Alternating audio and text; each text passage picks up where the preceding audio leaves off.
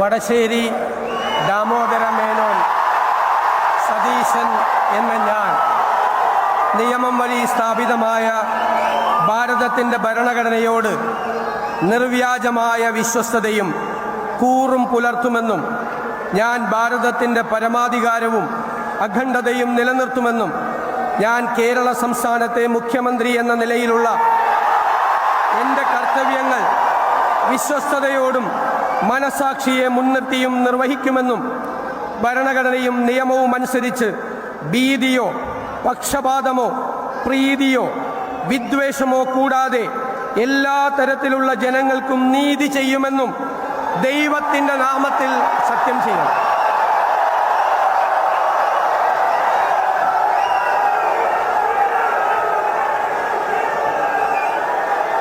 ഞാൻ വടശ്ശേരി ദാമോദര മേനോൻ സതീശൻ എന്ന ഞാൻ